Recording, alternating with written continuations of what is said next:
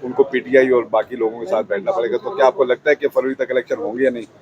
नहीं, इलेक्शन यकीनन होंगे और इलेक्शंस के अलावा कोई और हल है ही नहीं है। देखें, आइन में जो एक तरीक़ाकार दिया गया है उसके मुताबिक ही इलेक्शन कमीशन ने हल्का बंदियों का फ़ैसला किया। जब हम भी मिले हैं बतौर एक सियासी जमात के PMLN के डेलीगेशन के तौर पे इलेक्शन कमीशन को उनकी दावत पे, तो यही बात हुई और हमारी जो तजावीज़ थी और दीगर जमातों की तजावीज़ को सामने रखते हुए इलेक्शन कमीशन ने कहा कि हम हल्का बंदियों का प्रोसेस और तेज़ करते हैं, और आपने देखा कि उन्होंने एक रिवाइज शेड्यूल भी दिया और अब उसके बावजूद वो कह रहे हैं हम इसे और पीछे ले आएंगे।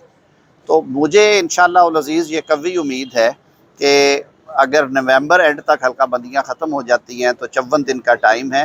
जनवरी के मिड या एंड में इंशाअल्लाह उल अज़ीज़ इंतखाबात होंगे, क्योंकि उसके बाद सेनेट के इलेक्शंस होने हैं। और ये बस ऐसे मेरे ख्याल में हमें अफवाहों पे कान नहीं धरने चाहिए। कॉन्स्टिट्यूशन ने एक तरीक़ाकार वज़ा किया है। आर्टिकल 51 क्लॉज 5 में ये है कि आप हल्का बंदियाँ करेंगे और हल्का बंदियाँ होनी चाहिए। 40 अरब रुपया लगा है आपकी सेंसस पे, डिजिटल सेंसस पे। उसकी वजह से शहरी देही इलाकों की आबादी में बहुत फ़र्क आया है। कई अजला में 1 हल्के थे, अब वहाँ पे 2 होंगे, कईयों में 2 थे, वहाँ पे 1 आ जाएगा, क्योंकि अब हल्कों का साइज़ बड़ा होगा। आबादी क्योंकि इतनी बड़ी है कि सीटें नहीं बढ़ सकती। तो पहले ये 6.5-7 लाख पे हल्के थे, अब 8-9 लाख के दरमियान जाएंगे। तो उसकी वजह से ये चीज़ें जो हैं ये फ़र्क पड़ेगा इसमें इंशाअल्लाह। अच्छा, एक बात और कि कल ये कहा गया कि वकला ने अब तहरीक शुरू कर दी, अगर 90 दिन में इलेक्शन का प्रोसेस कंप्लीट हो तो वकला पेशावर से तहरीक, तो क्या आप भी तो वकला तहरीक बार की इलेक्टेड बॉडीज़ शुरू करेंगी जब भी ऐसा मौका आया। उसमें Pakistan bar council, supreme court bar association, high court bar associations और पाकिस्तान भर की बार काउंसिल्स है। आज भी पाकिस्तान बार काउंसिल की मेज़बानी में इस्लामाबाद में इस वक्त all Pakistan elected representative conference जो है वो हो रही है, जिसमें सारे सूबों की बार काउंसिल्स के जो हमारे सरबराहान हैं वो शरीक हैं और हाई कोर्ट बार्स के प्रेसिडेंट्स हैं उनके साथ। एक्स सर्विसमैन का कॉन्सेप्ट वकला में नहीं है। वकला मानते हैं अपनी इलेक्टेड बॉडीज़ को, जो कि हर साल उनके वोट से ताज़ा मैंडेट लेके आती हैं।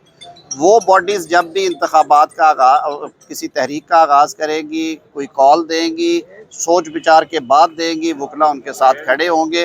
वकला जो हैं वो अनइलेक्टेड लोग और ख़ास तौर पे वो लोग जिन्होंने पहले सुहाने ख्वाब दिखाए और उसके बाद ना नौजवानों के लिए कुछ किया, ना वकला कम्युनिटी के लिए कुछ किया, मेरा नहीं ख्याल कि उनकी बात कोई सुनेगा। अच्छा सर, ये बताइएगा कि इस वक्त गिरफ्तारी पे गिरफ्तारी हो रही है, ये कहा जा रहा है कि आइन मुल्क के अंदर आइन नहीं है।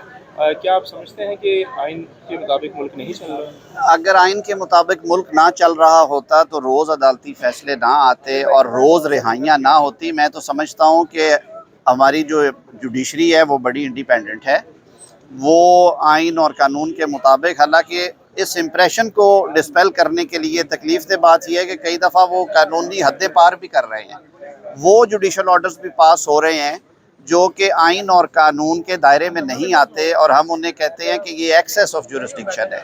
लेकिन इस तरह के ऑर्डर्स के होते हुए ये कहना कि मुल्क में आइन और कानून की अमलदारी नहीं है, ये अफसोसनाक बात है। ये मैं कहता हूँ ये एक डिप्रेस्ड स्टेटमेंट है। सर, मिलिट्री कोर्ट्स के हवाले से आप क्या कहना चाहिए? आप अपना मौका सामने रखिएगा कि मिलिट्री कोर्ट्स बननी चाहिए। बिल्कुल ना बनने या बनने वाला सवाल नहीं है। मसला ये है कि जो आप सवाल पूछना चाह रहे हैं कि आया जो ट्रायल सिविलियंस के अंडर दी आर्मी एक्ट हैं वो कानून में इजाज़त है कि नहीं, ये मामला सब जुडिस है सुप्रीम कोर्ट ऑफ पाकिस्तान में।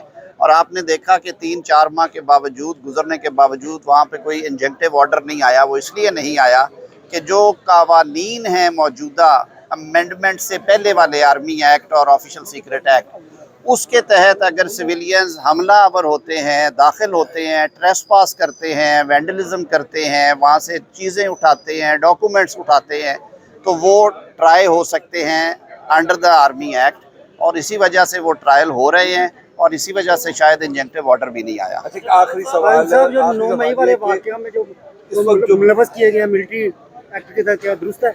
वही मैंने सारी ये वजाहत दी है आपके सामने कि जो एग्जिस्टिंग लॉज थे जो 1954 से 1952 से चले आ रहे हैं, उनके तहत बिल्कुल वो ट्रायल हो सकते हैं। और इसी वजह से, क्योंकि मामला सुप्रीम कोर्ट में सब जुडिस है, मैं इससे ज़्यादा नहीं कहूँगा, इसी वजह से शायद इंजेक्टिव ऑर्डर भी पास नहीं हुआ। क्या कहती है कि मिलिट्री ट्रायल होना चाहिए सिविलियन का? वो लोग जिन्होंने आइन और कानून को बालाए ताक रखते हुए जनाह हाउस और दीगर जो हमारी अस्करी तनसीबात हैं उस पे हमला किया, उसको तहोबाला किया, उसको आग लगाई, घरों की हुर्मत जो है उसको पामाल किया। कानून इजाज़त देता है उनके ट्रायल होने चाहिए, किसी बेगुनाह को, किसी मासूम को, किसी बच्चे को उस ट्रायल में नहीं आखिरी भेजना बात, चाहिए। ये बताइए यकदम डॉलर कहाँ पहुंच गया, महंगाई कहाँ पहुंच गई। निगरान वजीर आजम साहब कहते हैं जी कि मुझ पे इल्जाम न धरे, जो पीछे से आ रहे हैं बेहोशी को लेके आगे चलो। तो बताइए किसका कसूर है फिर? देखें, इसके लिए हमें एक ग्रैंड इकोनॉमिक डायलॉग की ज़रूरत है। ये किस्सा इतना मुख्तसर नहीं है। 2017 में जब सब कुछ ठीक था, जब डॉलर 106 रुपए का था, जब ग्रोथ रेट 6.5 था, जब महंगाई की शरह सिंगल डिजिट में थी, जब पाकिस्तान G20 में जाने की तैयारियां कर रहा था, तो जो स्पेशल प्रोजेक्ट लाया गया था इस मुल्क की बर्बादी के लिए, वहाँ पे हमें खुल के बात करनी चाहिए और जो जो उसमें मुलव्वस हैं उनके खिलाफ बोलना भी चाहिए और उसका तदारुक भी होना चाहिए। और उसके लिए मैं फिर कहूँगा कि दिस इज़ हाई टाइम कि हमें एक ग्रैंड पॉलिटिकल और इकनॉमिक डायलॉग की ज़रूरत है। सियासी इस्तेहकाम के बग़ैर मुआशी इस्तेहकाम नहीं आएगा। अगर हम इस तरह चलते रहेंगे तो और ज़्यादा बर्बादी करेंगे। हमें कुछ चीज़ों पे रेड लाइंस लगानी है और इकॉनमी उनमें नंबर 1 है कि हुकूमत आए या जाए, रहे ना रहे, इकनॉमिक पॉलिसीज़ में तसलसल होना चाहिए। हमारी जो इंटरनेशनल कमिटमेंट्स हैं हमें उनका भी ध्यान रखना है और हमें